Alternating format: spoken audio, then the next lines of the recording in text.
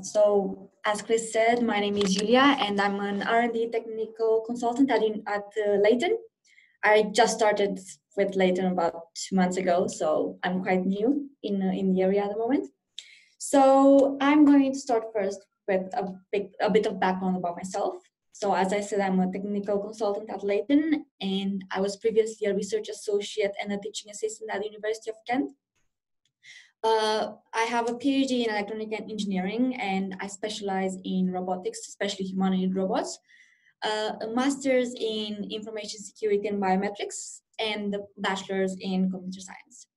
So I'm going to talk about what I currently do here at Leighton a bit, the areas I'm involved in. Obviously, I cannot tell you exactly about the research that our clients work on. And then you can ask me any questions about the topics that I'm currently working on. So one of the topics I work on is obviously robotics, which was my PhD. This is actually the robot that I worked with during my PhD. At the moment, I'm working with clients that do all sorts of robotics, including industrial robotics, humanoid robots, human-machine interaction, and so on. So why is robotics so important? Robotics, obviously, robots are there to assist humans, not to take over a human job. You can use robots, for example, to facilitate let's say, in the workplace to help humans. You can use robots for dangerous activities that obviously you can't replace a human, but you can replace a robot. For example, there are various robots that are being used for earthquake interventions. So instead of sending a human to look for survivors, you can send a robot to look for survivors, because obviously if something collapses on the robot, it's replaceable. Obviously, robots are being used in industrial environments as well. So, for example, building cars, building packing stuff. We also have now, we are starting to use robots in constructions. So instead of using humans to build a house, for example, obviously it has to be a small house, but you can use robots instead of humans, because obviously it's going to be faster and it's a lot safer. Another area that I'm working on at the moment is 5G. Probably some of you have heard of 5G, and it was released in the UK in, I think, about April this year.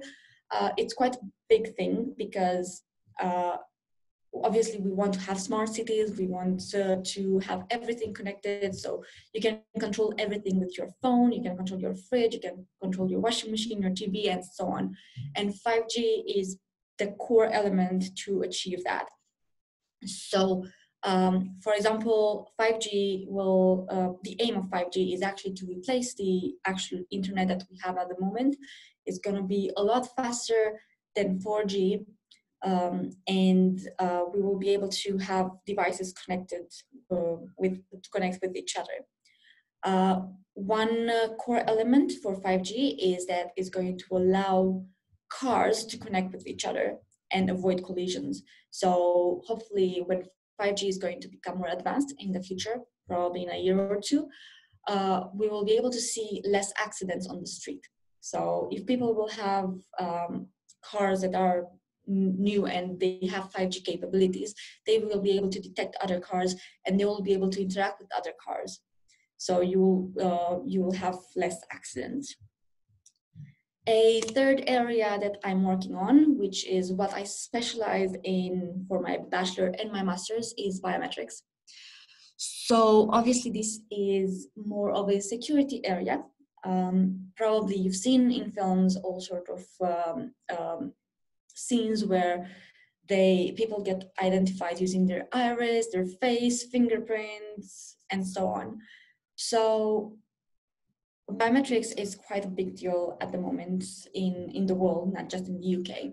So obviously it's a privacy matter.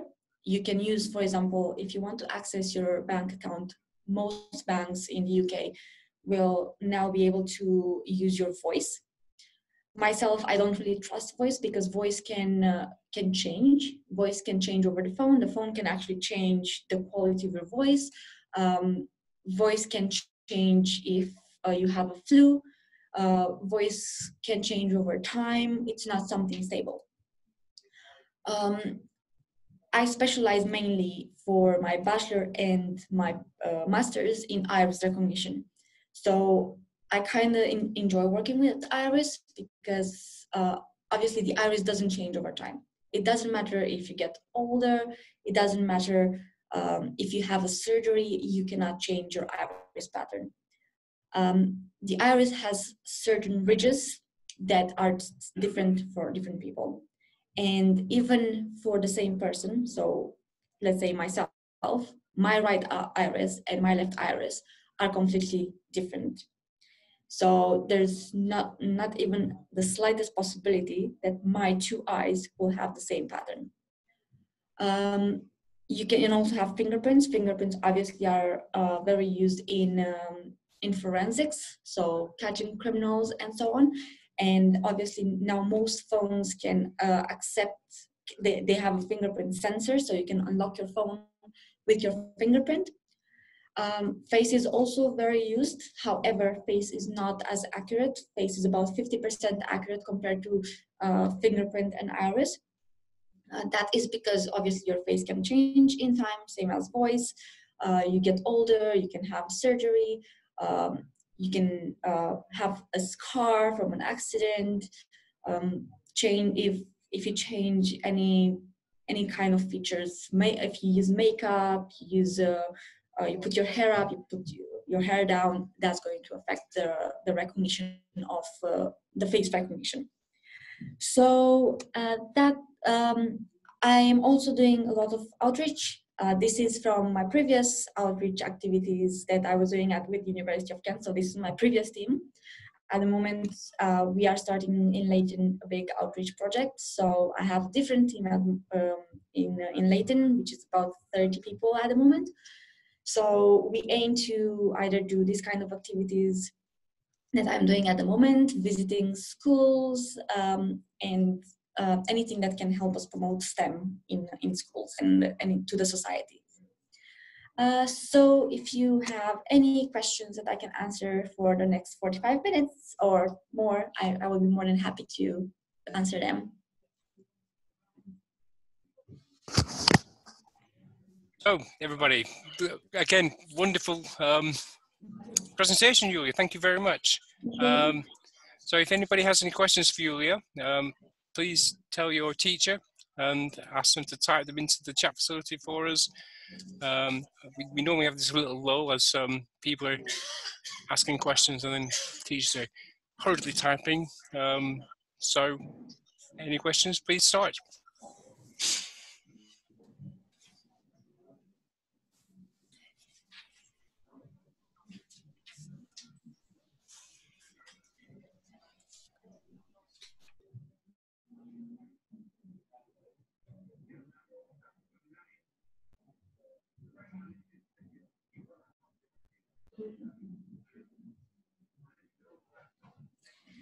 How many robots have you made? I haven't made a robot myself, so I was working in control systems and how to control the robots, such as manipulation and walking algorithms. So the robots were purchased from a company in France, which was at the time Motherboard Robotics and is now owned by SoftBank Robotics. But I did make smaller robots, which are not are more like educational or just for learning during university. So I made about 5 robots, small robots, such as cars and so on. Why did you choose to become an engineer? That's a very difficult question to answer for me. So when I was little, I actually wanted to become a doctor, a medical doctor, a cardiologist. But as I grew older, I realized that I was scared of blood. So I had to choose something else that didn't involve blood. And I chose to become an engineer. And I thought that becoming an engineer is going to help, to enable me to help the world What could the robots? What could the robots the most about our planet? Um, I would say the robots can help us achieve stuff that we as humans wouldn't be able to. So obviously the robots are using space exploration at the moment, because obviously you wouldn't want to send a human to Mars without knowing what's out there. They can help, for example, in supermarkets. They can help in concierge as for the hotels, banks, information points, tedious stuff that humans will probably get bored doing. What will stop 5G from crashing? Um, we don't really know exactly what will make 5G crash. Well, there are certain limitations of 5G, obviously. At the moment, rain is one of the limitations. So for example, if it's raining, the 5G won't perform as good as it should be. However, there are stuff in place for when that happens. How long did it take you to master robotics? Because I was coming from more of a software background, computer science and information security, I actually had to learn robotics during my PhD. And obviously your PhD is about 4 years if you do it in full time. And I had the first 6 months, I had to learn everything I could about control systems and robotics. So I would say about a year until I finally got the grip of how to implement the stuff myself. And then I was able to actually develop my own algorithm.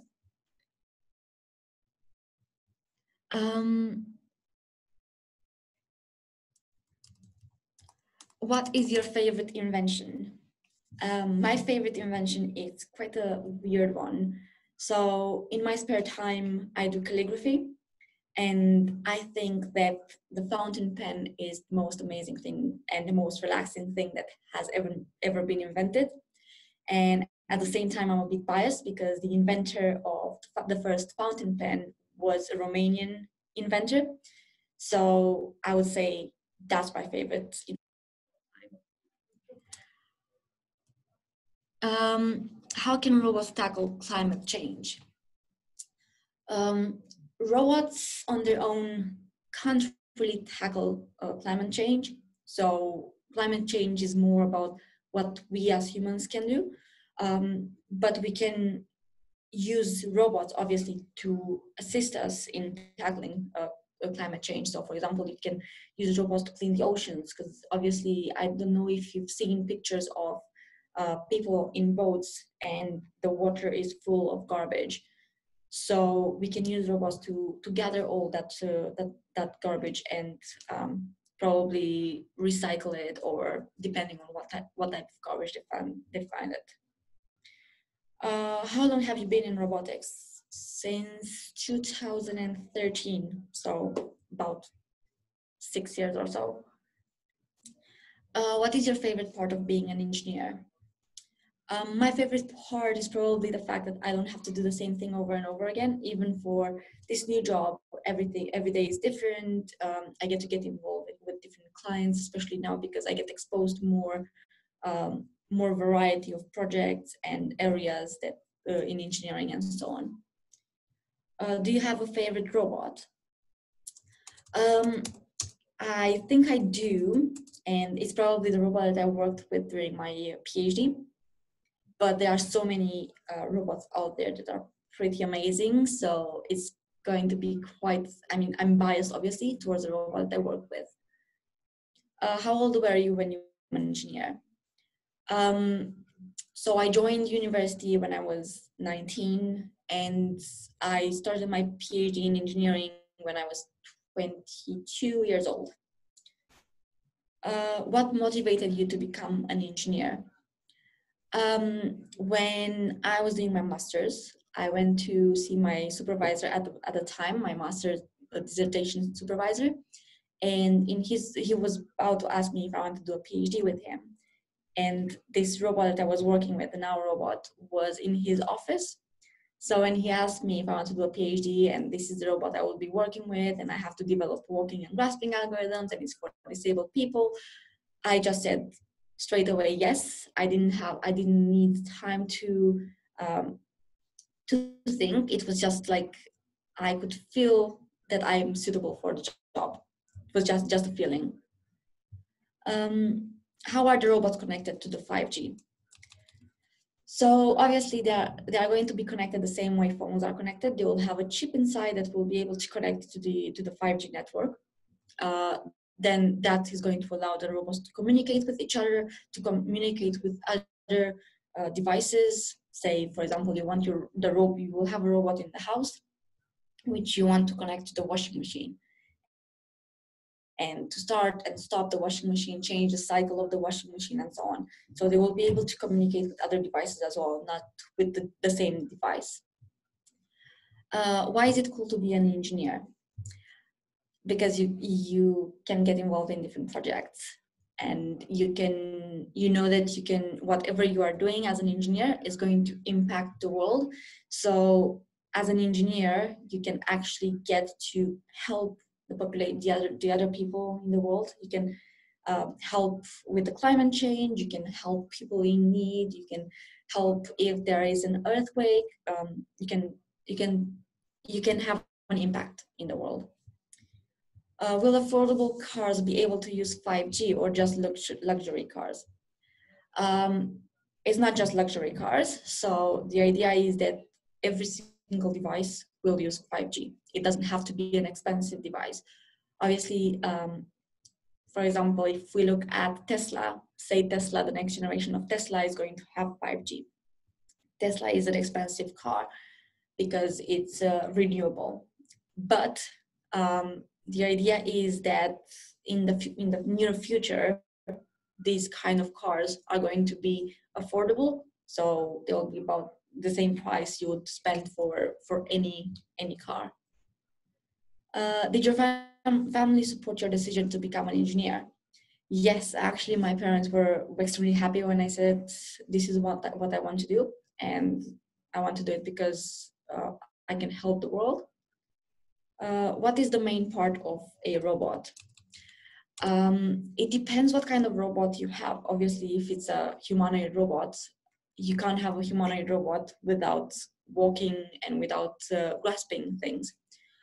If it's a car, you can have a car that doesn't have wheels. If it's let's say a robot that can walk on uneven surfaces, you can have a robot that can walk on uneven surfaces with less than 4 or 6 legs.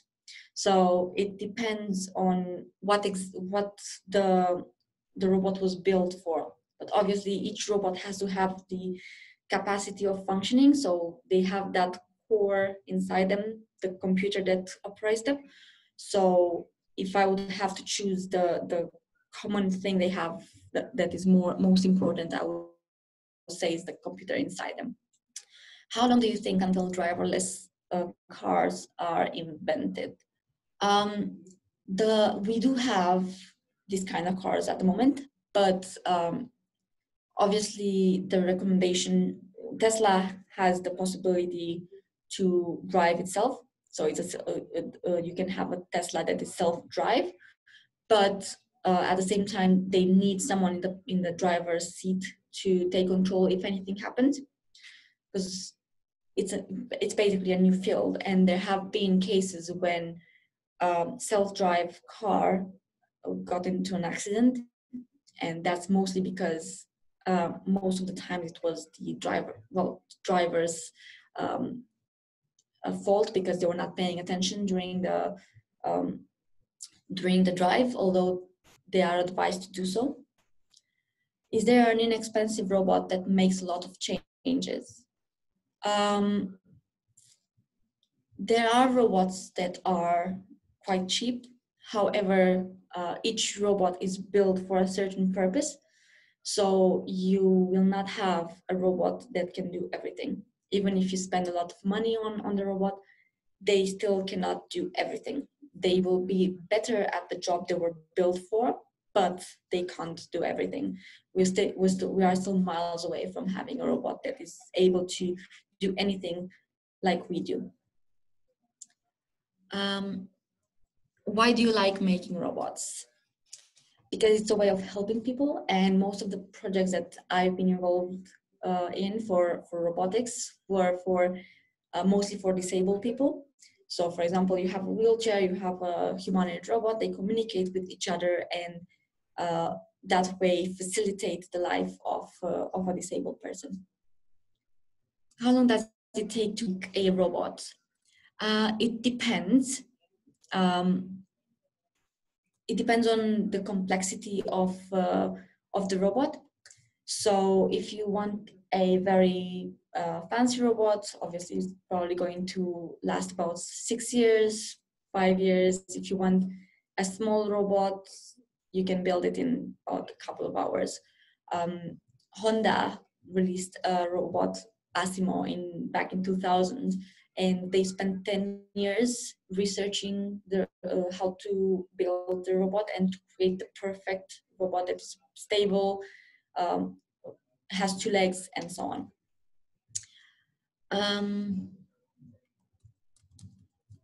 How long does it take? No, what type of security do you work on? So I work in biometrics as a security. So everything that is personal in the sense that it's attached to a human being. So we don't work with passwords, pins, and so on. Only some stuff that are fully identical. So fingerprints, iris, face, voice, palm prints, and so on. How much money does it cost to make a robot? It depends on, again, on how advanced you want the robot to be. You can make a robot with about 50 or 100 pounds, but obviously it's going to be a small robot that can only do one thing.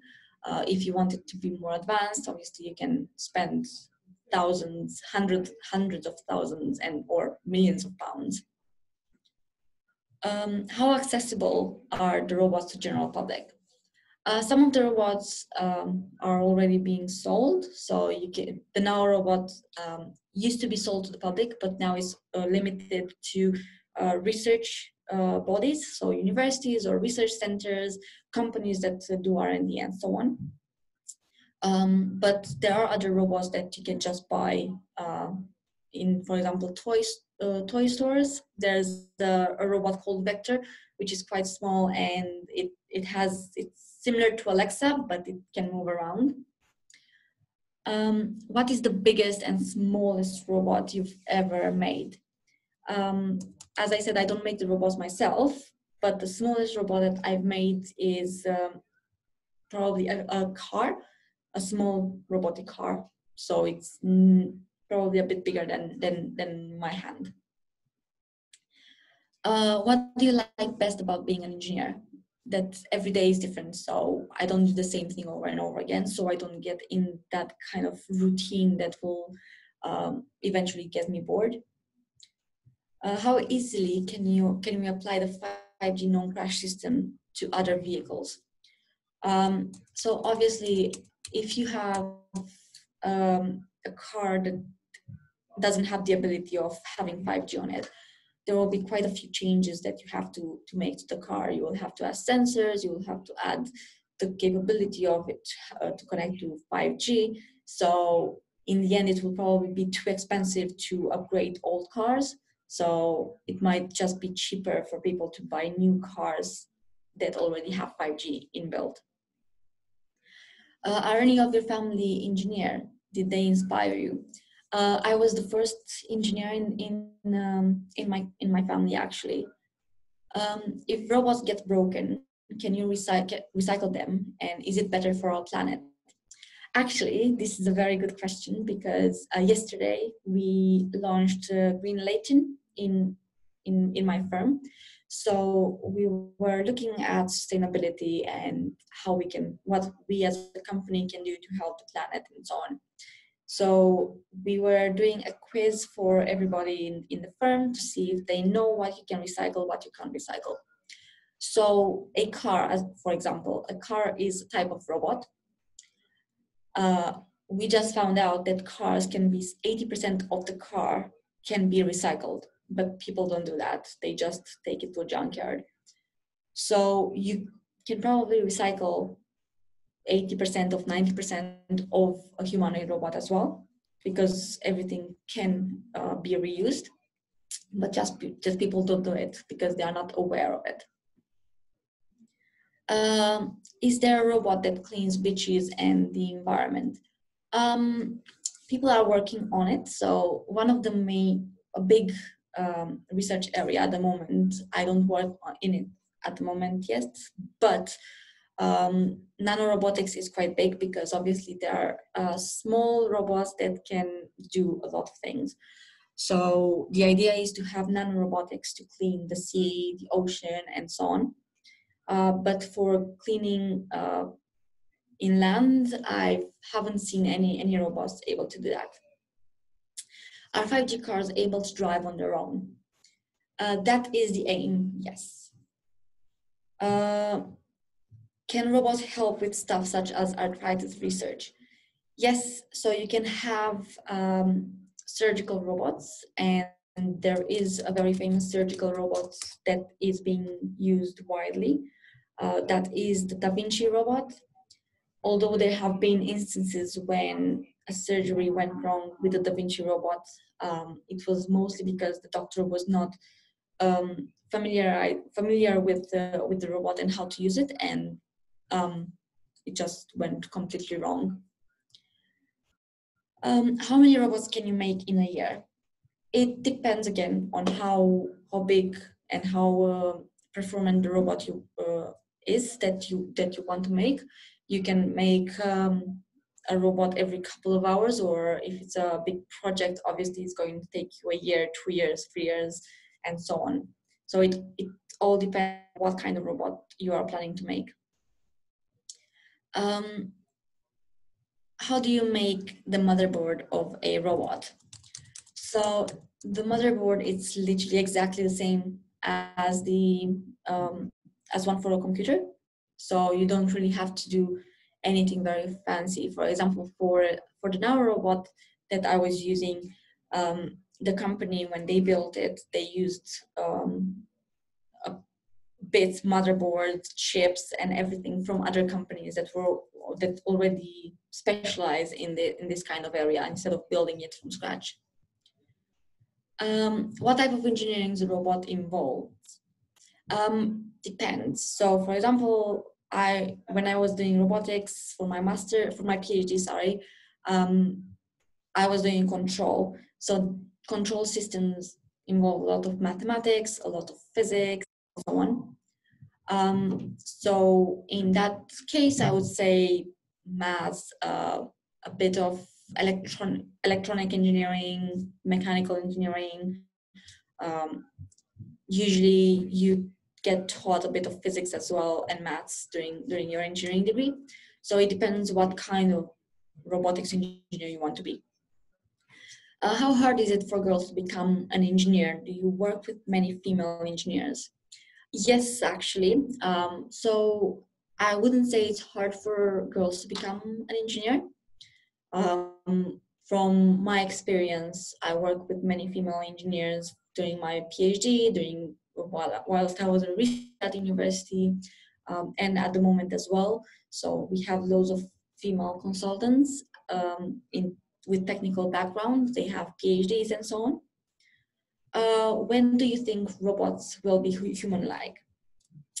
So there is a robot called Sophia, and she has a human face. But the problem is that there's a term in robotics called the Uncanny Valley. So the Uncanny Valley is when robots look like humans, but they cannot behave like humans. And that's the area where humans do not feel comfortable. So if you have a robot that looks like a human and behaves like a robot, humans will be a bit scared about of the robot. Whereas if it looks like a robot and behaves like a robot, we are perfectly comfortable around them. How do you feel about the current 5G security? The 5G in its own, it's okay. It doesn't have any issues at the moment. I don't use 5G yet because my network provider just launched 5G. From a security point of view, that's completely separate to the 5G. So I would say I don't really trust passwords, but at the same time, some biometrics I don't trust, for example, face, because it can change and someone can take a picture of you and use that to identify as yourself. So there has to be a second mechanism to detect that the person trying to authenticate is actually a live person, not just a picture. Why are robots special? I would say robots are special because they can help us.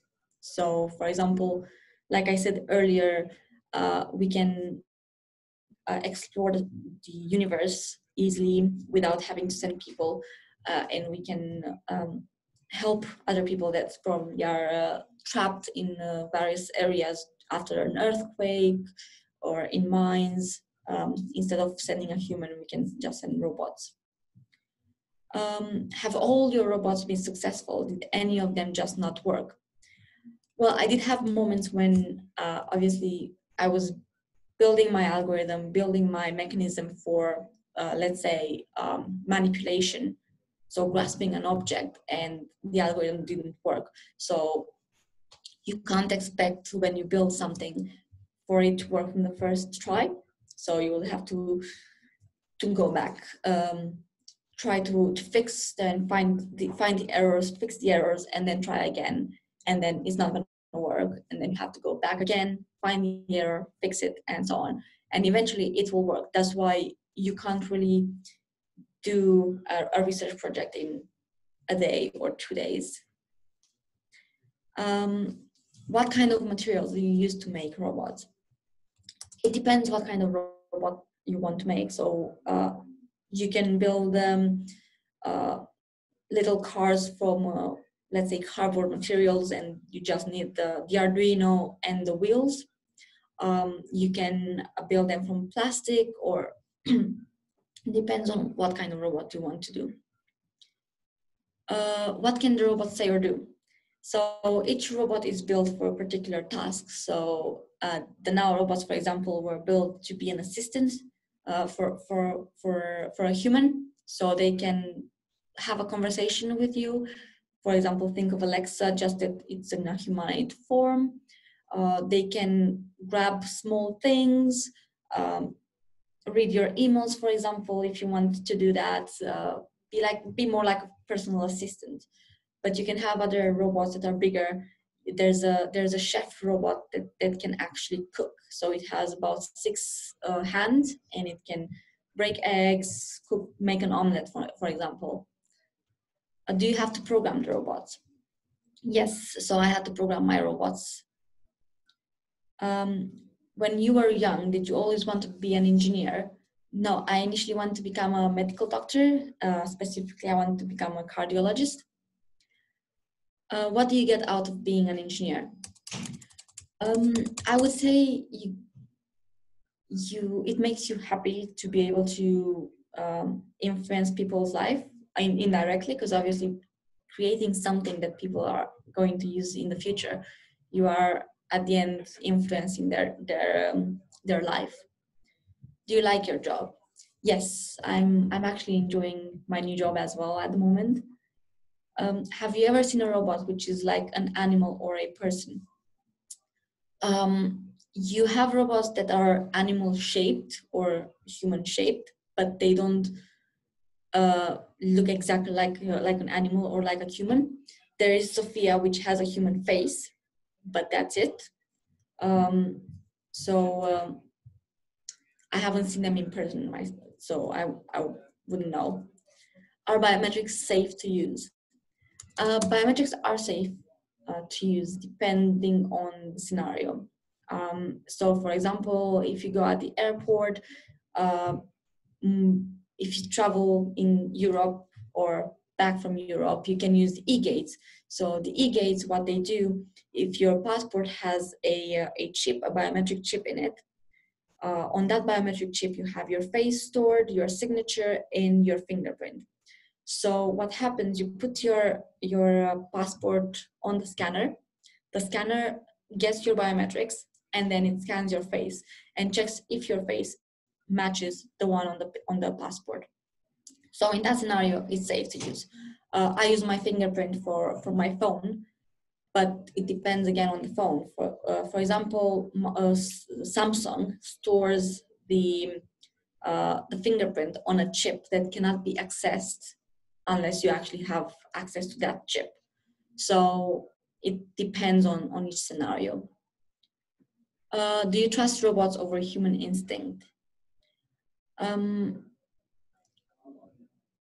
I wouldn't say so, because obviously robots don't have an instinct at the moment. Robots do what we tell them to do. We as humans have an instinct, so it depends. How much does it cost to build a robot? It can cost from 50 to 100 pounds to millions of pounds. Do you think there will ever be a 6G? Yes, they are actually planning for 6G at the moment. However, 5G is still at the beginning. It's probably going to take about 10 years until 6G will be launched. How long did it take to make 5G? They have been researching 5G since 2011. So they've been researching it for about 8 years now, and it's just been launched this year. Can 5G help with making biometrics more secure? No, because they're kind of unrelated. So the only thing that can make biometrics more secure is encryption algorithms, policies that are in place to protect our identity, such as GDPR, the Privacy Act in the UK, and so on. Do you think robots can replace teachers? No. So at the moment, all the research that is in place for robots to be used in school are for robots to assist the teacher. So for example, you can have the robots dealing with the attendance of the students, let's say giving certain presentations, but they won't be able to answer impromptu questions because obviously they are not intelligent at the moment. Do you work as part of a team? Yes, I do work as part of a team. So we have financial consultants that deal with the financial side of our clients, and then we have the technical consultants, and we work with the technical side of the clients. So we work on their projects, see what they are planning to do, what they did, and so on. What power source do robots run on? They can run on battery, but I've seen research for robots to run on solar, to have solar panels installed, and they will run on solar energy. What lessons did you study at school that have helped you to become an engineer? I studied maths, physics, and computer science. How secure are the robots? Can they be hacked? Well, obviously, at the moment, everything can be hacked, really. So it all depends on what encryption system they are using. I'm not sure if you've heard, but Google just created a quantum computer that was able to solve a problem that would take 10,000 years to solve. And if that kind of computer would be able to hack something, hack passwords, they can do it in seconds. But at the moment, yeah, anything can get hacked. Is it a robot that can purify our air quality? No, I don't think we have any robot like that. Obviously, uh, we we have filters. So you have the Dyson filters that can purify the air in a room, but they can't purify outside air. What different types of robots are there? So at the moment we have humanoid robots. We have let's say animal shaped robots. We have wheeled robots with either 2 wheels, 3 wheels, 4 wheels, and so on. You have manipulators, which are mostly used in industrial environments for building cars and so on. So there are different robots out there for different tasks that you are planning to use them for. What is your viewpoint on a robot being able to connect to everything? In a sense, it's a good thing because obviously it will give you more free time. For example, if you can have a robot in the house that can connect to your fridge, your washing machine, your dishwasher, and your lights, and so on, it's less thing for you to do and more free time you would have. However, at the same time, it can be a bad thing because what happens if there's a bug in the system and the robot goes crazy? Obviously, it's not going to attack you, and you can always shut it down, but it can create chaos at the same time. Uh, how did you look up to? Who did you look up to as a child? I don't think I had a particular role model. Obviously, I was already focused on becoming something at the beginning. I wanted to become a medical doctor, then I wanted to become an engineer. But I don't think I had a particular role model. Do you think you will continue to do your job, and do you think things will change? Yes, I think I will continue doing what I do, especially being a consultant, a technical consultant. And I do think things will change, but not as fast as we think. Obviously, about 20 years ago, 30 years ago, we thought that by 2020 or by 2000, we'll have flying cars and robots doing stuff for us, which is obviously not the case. Everything is going to change slowly, but I think in the end, every household is going to have a robot in the house that will be able to control different things, just because our lives are becoming a lot busier. So we need all the help we can get. Do you ever give the robots names? The robots I was working with for the university, they had names. So there were 3 robots. And because our school was called School of Engineering and Digital Arts, and short it was EDA, one of them was called Edison, one of them was called Donna, and one of them was Alamet. Do you have to work during the night? I used to. At the moment, for the new job, I'm not working during the night. I work 8:30 to 5:30 Monday to Friday, and that's kind of it. What is your favorite robot you've ever made? Like I said, I'm a bit biased towards the Nano robot, but I didn't make the robot myself. All the other robots they made were small robots, and I didn't feel that excited about them because they were stuff that everybody can actually make. How will 5G help prevent climate change? I would say that 5G can help prevent climate change if you use it for example, you have various robots working on garbage collection in the ocean so that you can clear the ocean.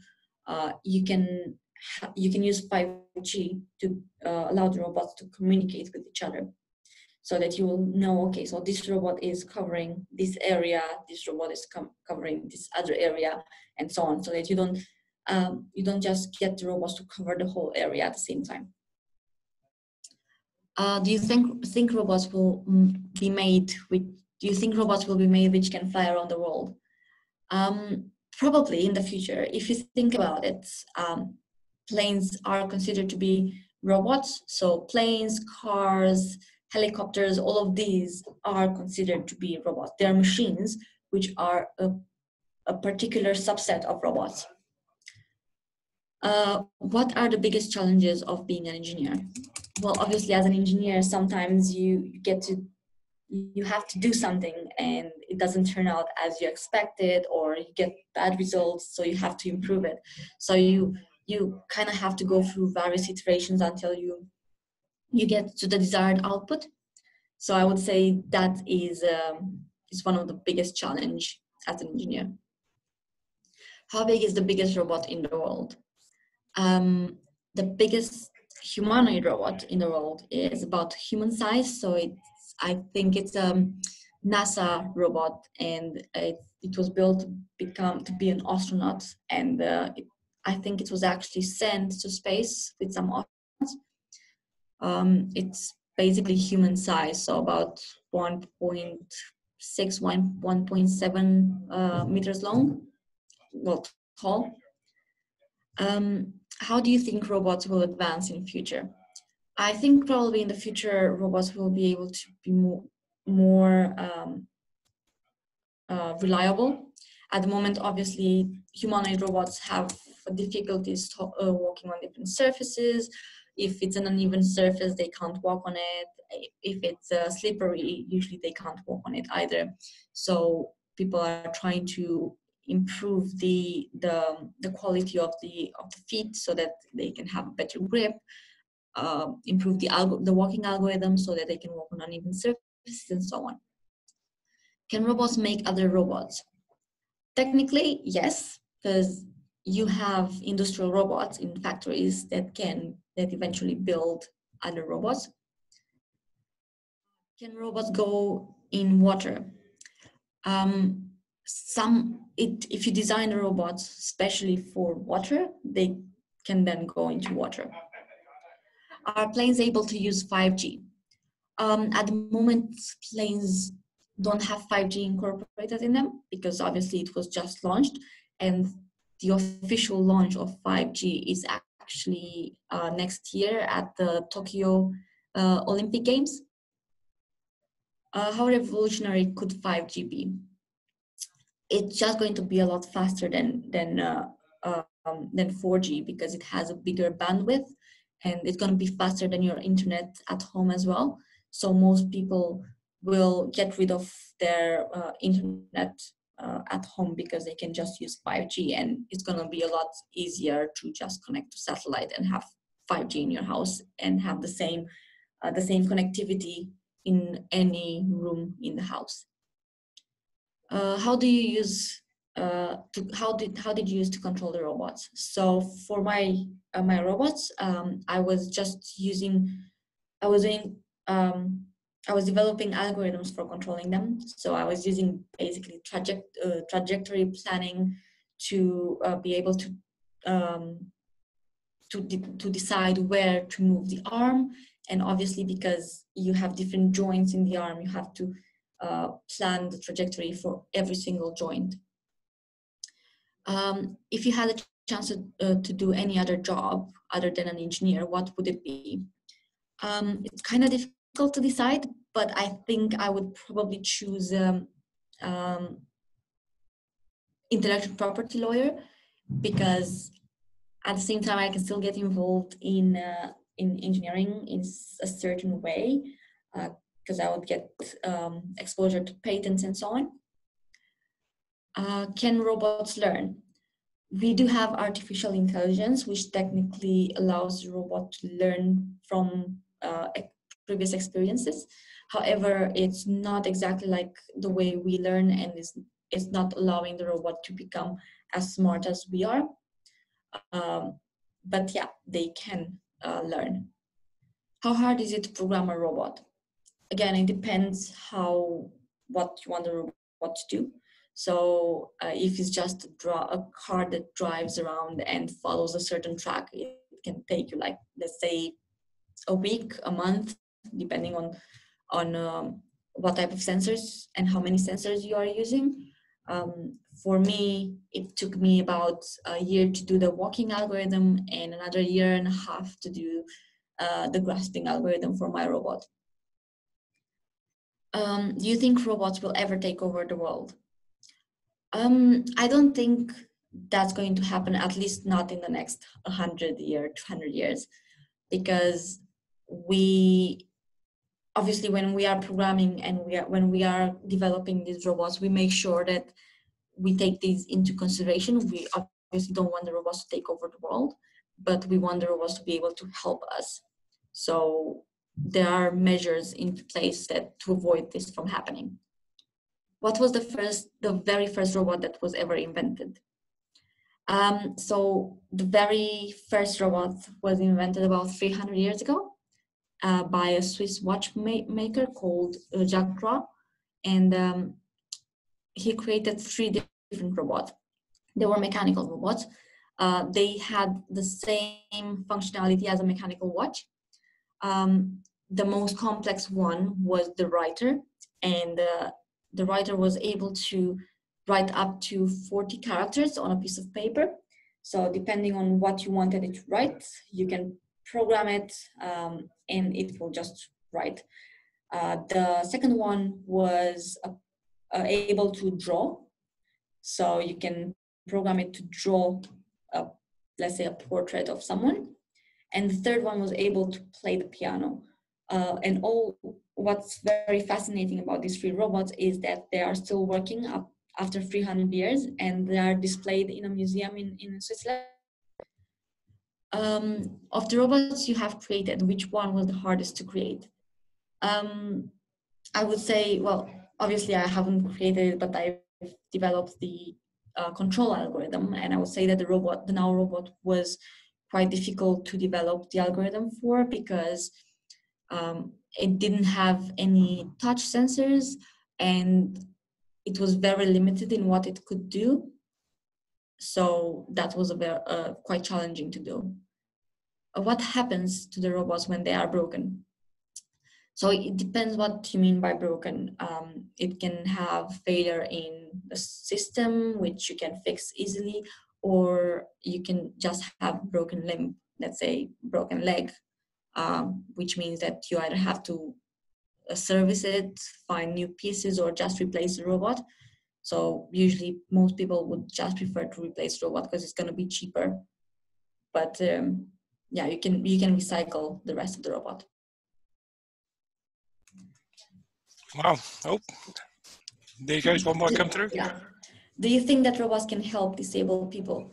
Yes. So I was working on a project which was funded by the European Union, and we had a humanoid robot and a robotic wheelchair. These two were able to communicate with each other. So one of the scenario was, for example, the wheelchair was in the living room, the patient was in the bedroom. The humanoid robot would obviously follow the patient all the time, and the patient can say, "Now, please fetch my wheelchair," and the robot will just connect to the wheelchair and drive the wheelchair next to the bed. So yeah, they can help disabled people. They are not used for it yet, but they can be used for it. Okay, brilliant. Thank you, Iulia. If not, we had loads and loads of questions there. Yes. So I've done some great questions too, and great answers. So if anyone has any more questions, could you type them out now? Otherwise, we'll shut down the meeting. But before anyone types anything, I'll just say thank you very much for joining us today. No problem. And I shall contact you shortly as well to let you know how things went. So is everybody happy? So if I close down the meeting?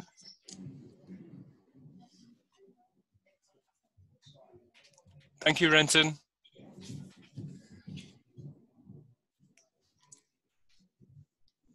Chaucer, W.G. Grays, Smarden, St. Ignatius. Oh, there we go. There's one more. My inspiration, quite difficult to say. I don't think, I didn't really have a role model. I was just looking up to any engineer. I didn't have a particular role model. I just found engineering fascinating. So that's why I ended up being an engineer. Plus, I used to pull apart stuff when I was younger. So When did you start your career?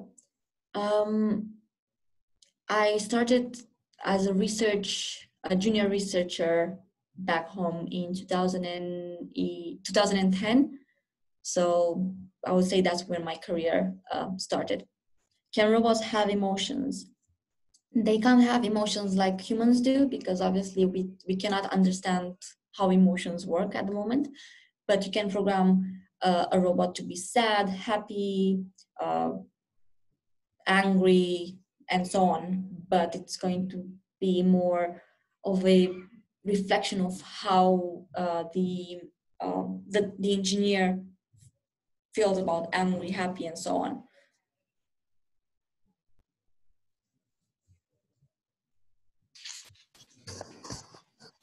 Thank you, Smarden.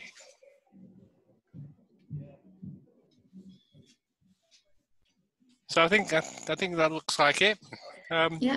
As I said, thank you very much to Iulia, especially, but then thanks to all the schools and all you wonderful pupils for participating today, and good luck with your inventions, and invent some great robots or something like that. Thanks, Ignatius. So I will close the meeting down. Thank you, everybody, once again. Thanks, Julia. Speak to you. Bye. Bye-bye.